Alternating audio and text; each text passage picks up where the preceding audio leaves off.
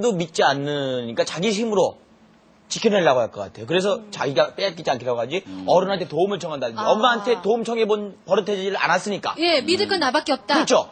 예, 애를 잘 키웠네. 그게 딱 맞는 것 같아요, 이번이. 아, 예. 큰애가 둘째 때문에 아기- 좀 스트레스 받습니까? 예, 많이 받아요. 네. 아까 말씀하신 것처럼 우리 막내 7개월 되는데 네. 똑같이 해달라 그래요. 어머나. 같이 자기도 우유 먹으면 앉아서 우유 먹여달라고 그러고 그건 뭘 주면 자기 뺏어다가 잘 갖다 놓고 그래요? 예, 그런 게 딱 이번이네요, 정답이. 딱 예. 나오네요. 예. 예. 근데 그 아이가 같이 여럿 있을 때 안 뺏기려고 막 그러는 그런 게 있나 있어요. 보죠? 언제 놀러 오고 그러면은 자기 네. 건 자기가 이렇게 가지고 챙기려고? 놀라고 그래요. 안 빠지려고. 예. 화면으로 확인해 보도록 하겠습니다. 대바라기나 큐. 정답하면 큐. 아, 나 그거 하고 싶다. 동생으로 인한 스트레스가 많은 아이들은 또래 관계에서 어떤 대처 능력을 보일까? 친구들이 장난감을 달라고 할 때 먼저 재민이는 아주 쉽게 친구에게 자신이 갖고 놀고 있던 장난감을 양보했다.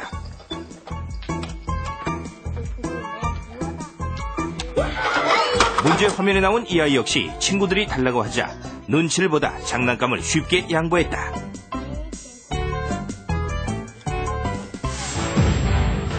대발견 IQ. 동생으로 인한 스트레스가 많은 이 아이는 친구들에게 쉽게 양보한다. 네, 정답은 1번입니다. 네, 모두 맞히지 못하셨어요. 근데 의외이지 않습니까? 진짜 왠지 의외죠. 친구한테 안 뺏기려고 애를 쓸 것 같은데 쉽게 의외로 물건을 내줬단 말이에요. 이런 아이들의 어떤 그 또래 관계에서 특징을 보이나 봐요. 이런 형태를 봤을 때. 예, 너무 다 익숙해져 너무 버리나 봐요. 예, 놀라셨죠. 네. 양보하는 예, 예.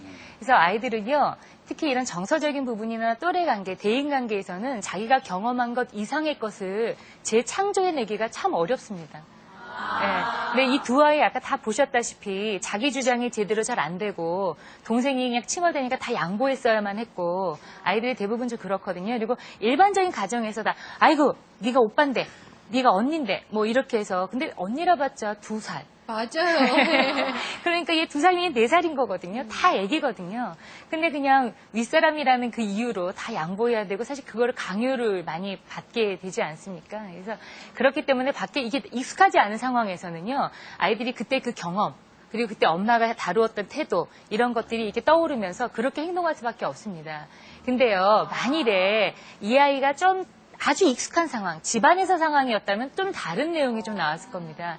왜냐하면 마음은 진짜 사실 양보하고 싶은 게 아니거든요. 나 재밌게 갖고 놀고 있는데요. 그렇기 때문에 익숙한 상황에서는 자기 마음대로 하려고 하죠. 그래서 아까 집에서는 동생 뭐 이렇게 마음대로 하고 누가 와서 안 뺏는다고 했잖아요. 이게 홈그라운드라서 그렇습니다. 예. 먹고 들어가는 거죠? 예, 먹고 들어가는 게 있습니다. 그럴 경우에는. 예. 형제 자매 관계에서 이런 갈등이나 스트레스는 어느 정도 다 있다고 이제 생각하시면 되는데요. 이걸 어떻게 조절해 주냐의 문제이지 않겠습니까? 그래서 일방적인 양보 이런 걸 너무 강요하지 마시고요. 어머님들께서는 그냥 대원칙을 하나 딱 세워 놓으시는 거예요.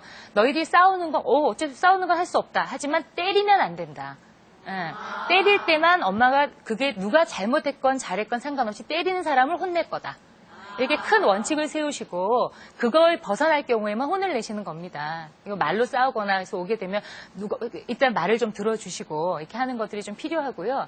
그리고 이렇게 일방적인 양보 이런 거를 좀 벗어나게 하시려면 집안의 위계질서 세우는 건 참 중요한 일인 것 같습니다. 그래서 밥을 줄 때도 아빠, 어머님은 한국 어머니들 맨 나중에 드시잖아요. 그러지 마시고 그다음 엄마, 그다음 큰아이, 그다음에 둘째 이렇게 뭐 하시는 거. 그리고 엄마가 외출하고 오면은 뭐 동생이 쭈르륵 원래 더 뛰어나거든요. 요구가 많기 때문에. 그러면 이렇게 하지 마시고 큰아이는 어딨니? 이렇게 좀 한 번 더 아이를 좀 불러주시는 거. 뭐 이런 것들이 좀 필요하다고 볼 수 있겠습니다. 선생님, 그럼 예. 저 아이가 예. 또래들과 사회생활을 할 때 예, 예. 저렇게 다 뺏기고 그러면 예. 아이들이 물냉이를 보지 않을까요? 네, 그렇죠. 네. 그래서 걱정인데. 어머니들이 맨 처음에는 뭐 양보해라 이러다가 너무 뺏기고 오면 이제 또 막 화가 속상하죠. 나시거든요. 예. 네. 근데 저 아이들은 익숙한 상황에서는 좀 안 그럴 가능성들이 있고요.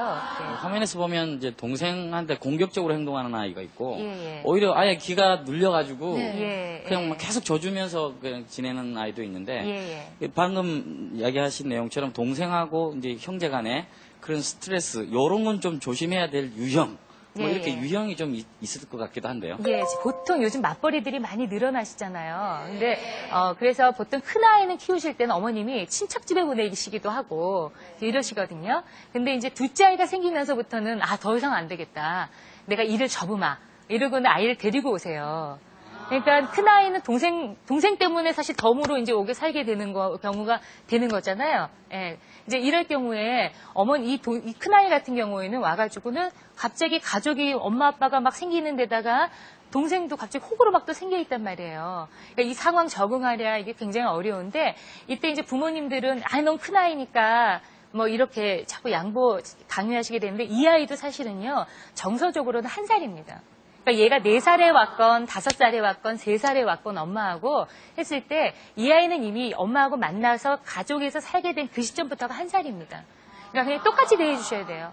예. 그래서 이런 경우는 좀 동등하게 이 아이도 새로 관계를 맺는다고 생각하셔서 이런 기회를 주시는 거 이런 것들이 좀 필요하겠습니다. 근데요, 부모 입장에서 똑같이 사랑을 줬는데 아이들이 엄마 내가 이뻐 아니면 오빠가 이뻐 이렇게 좀 비교를 하고 싶어 하거든요.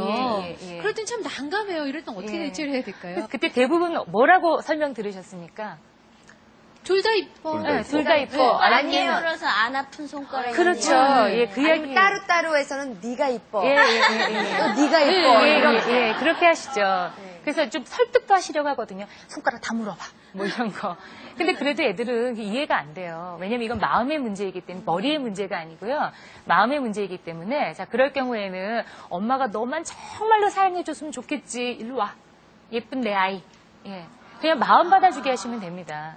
예, 그래서 그때는 뭐 설득하려고도 하지 마시고 혼내려고 하지 마시고 뭐 하지 마시고 그냥 마음만 받아주세요. 자기 마음을 알아준다고 생각하면 아이들은 거기에 대한 호소가 좀 많이 줄게 되어집니다.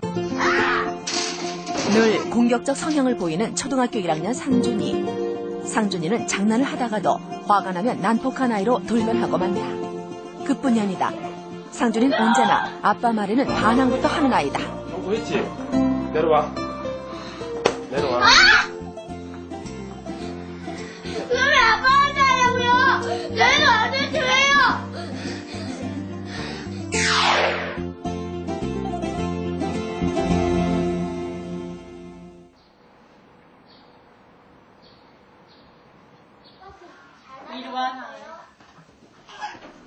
하면서 그렇게 얘기하는 거야? 일을 마친 아빠가 집에 왔는데도 인사조차 하지 않는 상준이.